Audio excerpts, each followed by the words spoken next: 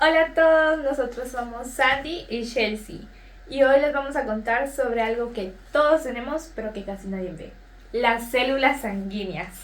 ¿Sabías que en el cuerpo humano hay aproximadamente 37 billones de células que trabajan día y noche los 365 días del año sin descanso? Entre ellas están las sanguíneas. Hoy vamos a conocer a esos trabajadores. Aprenderemos cómo nacen, por qué son tan importantes y cómo se producen. La sangre es un líquido rojo que corre por nuestras venas y arterias como si fueran ríos por todo nuestro cuerpo y tienen un montón de funciones, tales como transportar el oxígeno, defendernos de las enfermedades y ayudarnos a sanar cuando nos hacemos una herida. La sangre se compone de dos partes principales. En primer lugar tenemos el plasma. El plasma es un líquido amarillento, tal y como podemos observar aquí. Es como un jugo muy clarito. Este contiene sales minerales, azúcares, proteínas y otras sustancias más. Compone alrededor del 55% de nuestra sangre. Por otro lado, el resto del 45% de nuestra sangre está compuesta por diminutos trabajadores que se encargan de que nuestro cuerpo trabajen correctamente. Ellas son las células sanguíneas. Entre ellas están los eritrocitos o glóbulos rojos, los leucocitos o glóbulos blancos y trombocitos o plaquetas. Cada una de ellas cuenta con un papel esencial para que nuestro cuerpo trabaje de manera correcta y estemos libres de toda enfermedad. ¿Dónde se producen las células sanguíneas? Las células sanguíneas se producen en el interior de nuestros huesos, en la médula ósea roja. Esta es una estructura esponjosa que, como antes mencioné, se encuentra en el interior de nuestros huesos. En los adultos lo podemos encontrar en los huesos largos como el fémur o el húmero y en los planos como la pelvis o las costillas. También se encuentra en el cráneo o las vértebras.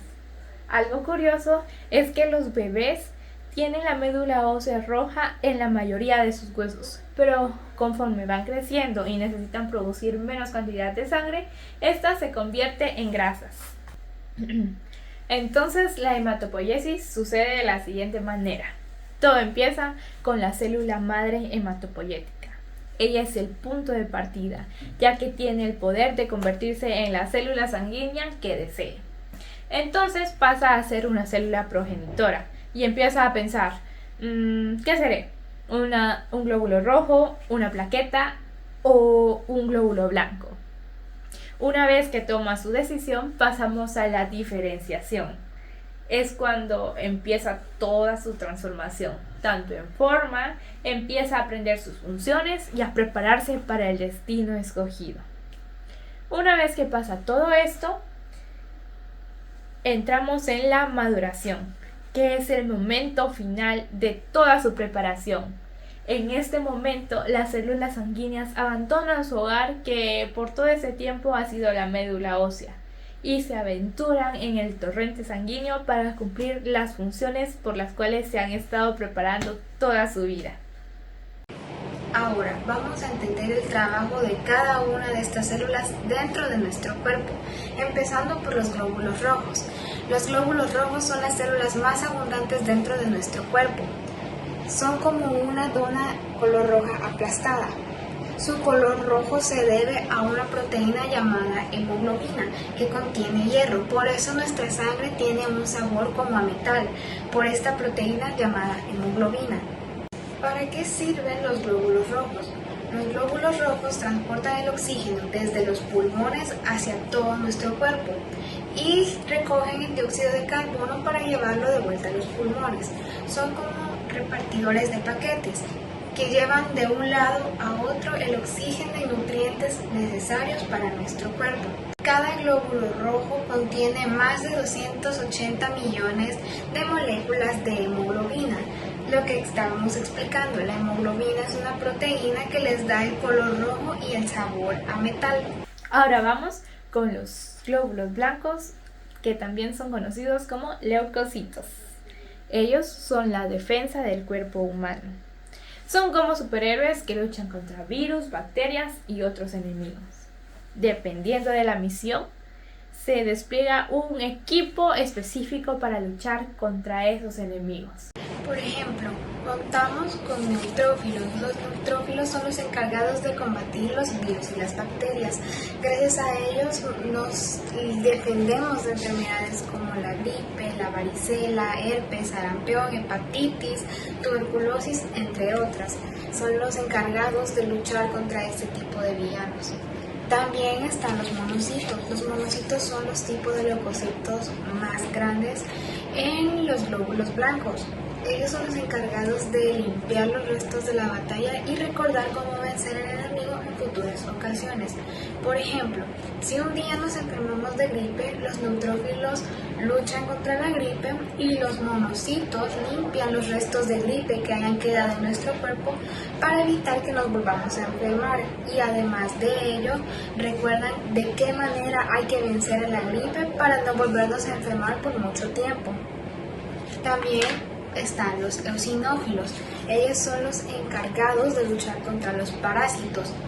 Los parásitos como los que provocan la diarrea, el dolor en el abdomen, las náuseas y los vómitos. Y aparte de que los eosinófilos ayudan a que los parásitos desaparezcan, también es necesario desparasitarnos al menos una vez al año.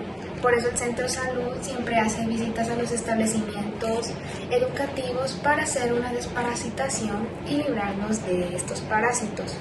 Luego tenemos a los basófilos. Ellos son los encargados de luchar contra los villanos de las alergias.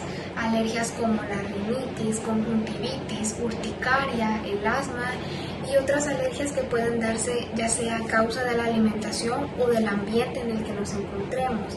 Gracias a ellos se calman más o menos las hinchazones, rojeces que presentan las personas que son alérgicas a ciertos factores que están alrededor nuestro. También están los linfocitos. Los linfocitos son los más comunes de ver, se producen en el sistema linfático y trabajan en el sistema inmunológico. Son los tipos de leucocito que crean anticuerpos para la defensa de nuestro cuerpo. Sus derivados son el linfocito T, el linfocito B y las células asesinas. Los linfocitos son un tipo de leucocitos. Todos los leucocitos se dividen en dos grupos, en granulocitos y en agranulocitos, siendo los linfocitos parte del grupo de los agranulocitos. Los linfocitos se encuentran en grandes cantidades en la sangre y en la linfa, y en los tejidos gangliosos, como por ejemplo el timo, los ganglios linfáticos y el vaso. Estos forman aproximadamente el 30% de los leucocitos y son los agranulocitos más comunes. Aunque tengan formas similares, cada uno tiene funciones específicas y dependiendo de ellas se pueden dividir en linfocitos T o células T, linfocitos B o células B y linfocitos NK o células NK, también llamadas natural killer o asesinas naturales. Los linfocitos B se originan y maduran en la médula ósea, de ahí viene su nombre en inglés, hueso, bone, células B. Forman parte de la inmunidad humoral, donde producen una gran cantidad de antígenos frente a patógenos desconocidos. Puede ser un virus o partes de bacterias o virus, como mencioné antes. También marcan algunos de estos antígenos para que después sean destruidos por otras células como las T o las natural killer. Los anticuerpos producidos por los linfocitos B sirven para unirse y neutralizar a los antígenos y que posteriormente sean destruidos por otras células como los linfocitos T o las natural killer. Adicionalmente, los linfocitos B actúan como células presentadores de antígenos mediante un proceso llamado presentación de antígenos, en el cual expresan una partícula del antígeno en su superficie junto a un complejo mayor de histocompatibilidad. Junto a ellas también podemos encontrar a otras células como los macrófagos y los dendríficos, que expresan estos antígenos a otras células como los linfocitos T, los cuales vamos a discutir más adelante. Las células T, al igual que las demás células sanguíneas, se originan en la médula ósea, pero de esta migran hacia el timo, donde terminan de desarrollarse y madurar. En este lugar son seleccionadas meticulosamente para solo liberar a las mejores al torrente sanguíneo. Los linfocitos T forman parte de la inmunidad por células, en respuesta a los antígenos intracelulares, virus, bacterias o parásitos, células tumorales y en ocasiones en respuesta a implantes quirúrgicos. Dependiendo de su función, los linfocitos T pueden ser células T citotóxicas. Se caracterizan por tener moléculas CD8+ en su superficie. Son las primeras en actuar en las respuestas inmunológicas, adhiriéndose a los antígenos que les sean presentados. En algunas ocasiones también puede reaccionar ante los implantes quirúrgicos o trasplantes. Las células T cooperadoras o T helper son las encargadas de identificar a los antígenos presentados por las células B, las células dendríticas y los macrófagos. Se caracterizan por tener moléculas CD4+ en su superficie. Las células T supresoras o reguladoras se caracterizan también por tener moléculas CD4+ en su superficie, pero estas, en cambio, se encargan de disminuir las reacciones inmunológicas ante una infección. Los linfocitos NK forman parte del sistema inmunológico innato, no necesitan de otras células para ser activadas. Ellas pueden identificar a las células infectadas mediante el complejo de proteínas que se presentan en el exterior de cada célula. Se originan en la médula ósea por medio de la célula madre hematopoietica pluripotente, pero también pueden desarrollarse en otras partes como la linfa. Los linfocitos NK son los más grandes de su grupo, ya que los gránulos que se encuentran en su citoplasma son de un mayor tamaño y son fáciles de ver en un microscopio de luz. Por eso también pueden ser llamados como linfocitos granulares grandes. Por último, pero no menos importante, vamos a ver a los más pequeños diminutos trabajadores que se encuentran dentro de nuestra sangre. Ellas son las plaquetas o trombocitos. Las plaquetas son tan pequeñas que son como pequeños disquitos, pero cuando detectan que nos hicimos una herida, ellas se activan y sacan, podríamos decir que unas patitas. Estas patitas se unen entre sí para formar un tapón y evitar que nos dé un exceso de sangrado o una hemorragia. Entonces podríamos decir que las plaquetas son como los obreros que se encuentran en las calles tapando los agujeros para que el tráfico siga funcionando. El proceso de coagulación tiene varias fases. Primero, nos hacemos una herida. Supongamos que me hice una herida en la mano. Entonces las plaquetas detectan el daño que se hizo en mi mano y se pegan al lugar herido. Al pegarse sacan sustancias como la tromboplastina. Esto activa una serie de reacciones con el calcio y otras proteínas como el fibrinógeno que se convierte en fibrina. Y la fibrina forma una red como la de las arañas. Esta red atrapa células y forma el coágulo.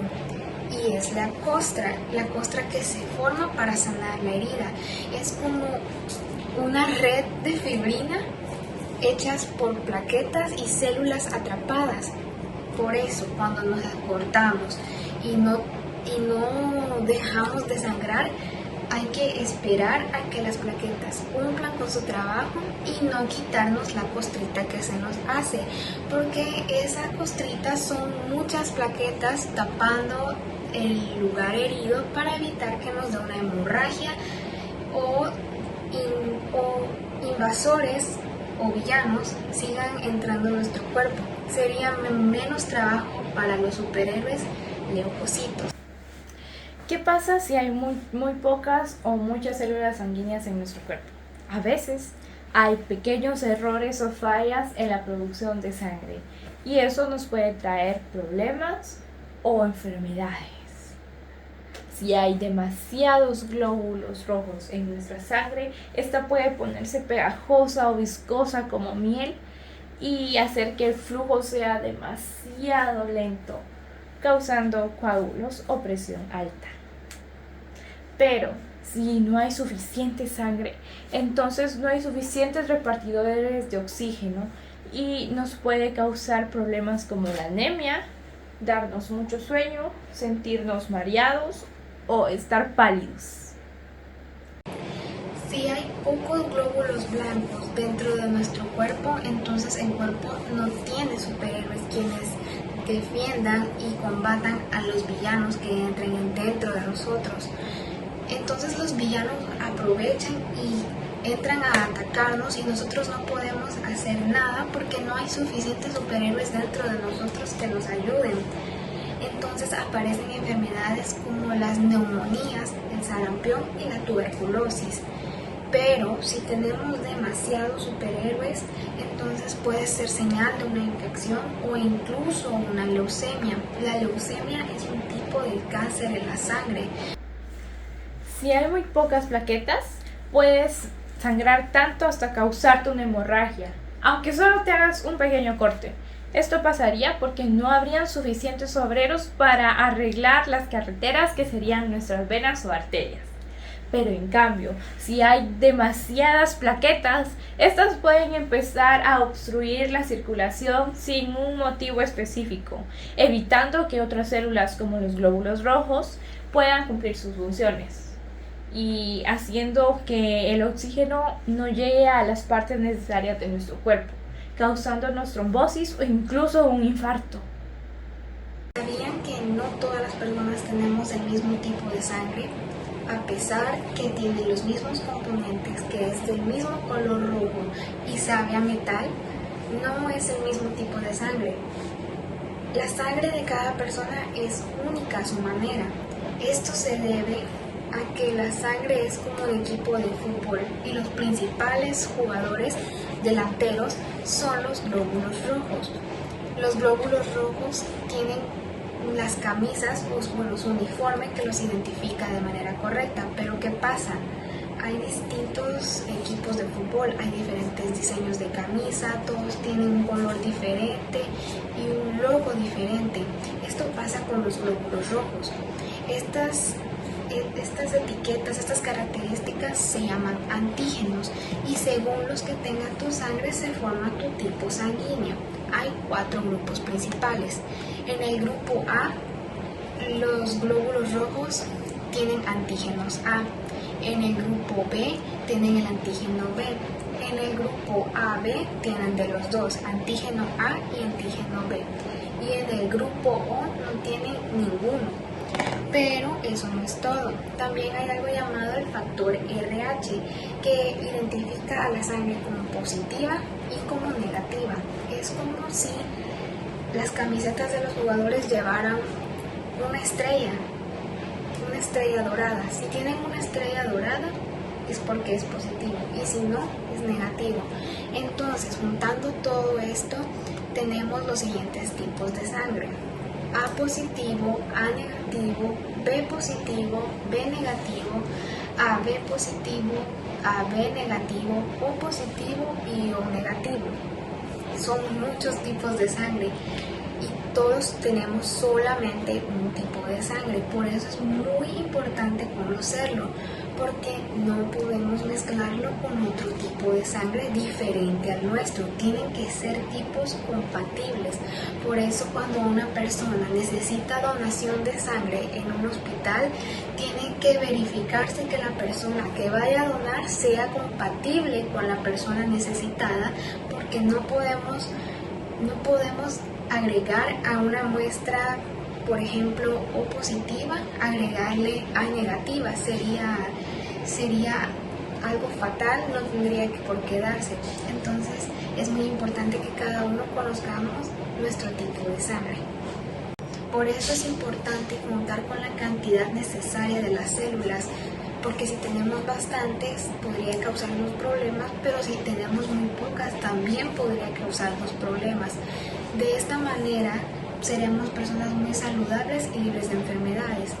En una pequeña gotita de sangre, en 1 mililitro de sangre, deberíamos contar con 4 a 6 millones de glóbulos rojos que trabajan siendo repartidores de oxígeno y desechando el dióxido de carbono, transportando los nutrientes necesarios a nuestro cuerpo y llevando la sangre a todos nuestros órganos. También necesitamos de 4.500 a 11.000 leucocitos o glóbulos blancos que trabajen como defensores de nuestro cuerpo. Gracias a ellos es que no acudimos tanto al médico y no es necesario tomar tantos medicamentos si somos personas muy saludables. Y por último, necesitamos 150.000 a 450.000 plaquetas que son tan chiquitas pero tan necesarias, que trabajen como obreros en las rutas para que nuestra sangre pueda fluir de manera correcta sin que haya ningún tráfico tapándola. Es un verdadero ejército que está trabajando en silencio por nuestra salud.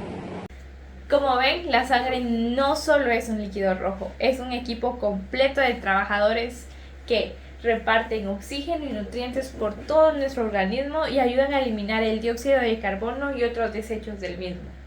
Defienden nuestro cuerpo de virus, bacterias y otros patógenos. Y reparan las grietas en nuestras venas o arterias para evitar los sangrados. Se producen en la médula ósea roja, que está en el tuétano de nuestros huesos gracias a un proceso llamado hematopoiesis. Así que recuerda, la próxima vez que veas una gota de sangre, no la veas como algo feo. Recuerda, es un equipo de héroes que trabajan por tu vida. Muchas gracias.